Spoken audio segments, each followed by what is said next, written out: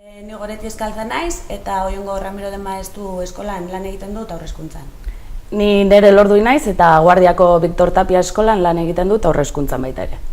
Eta guk hitz egingo dugu hezkidetzaren garrantziaz.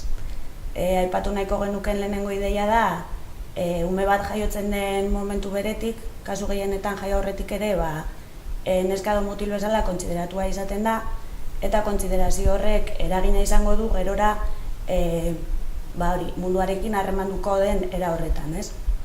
Izan ere, sexu eta genero bakoitzari atxikitzen zaizkion rol eta estereotipoak bere izaeran eragina izango dute, eta naturaltzat daukagun prozesu hori ez da horren naturala, baizik eta sozializazio prozesu baten bidez ikasia. Eta eskola sozializazio prozesu horretan, atal garrantzitsu bat denez, irakasleok ere, sistema patriarkal batean bizi garen heinean, horien transmisioa egiten dugu modu inkontzientean bada ere. Eta nola transmititzen ditugun, ikasleekin sortzen ditugun harreman ezberdinetan, espero ditugun espektatibetan, testu liburuetan, kurrikulumean baita ere eta espazio antolaketan.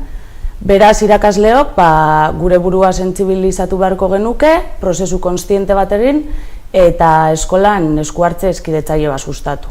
Beraz, zer da hezkidetza, norbere berezitasunak onartuz, generotikat egiten den pertsonen hezkuntza da.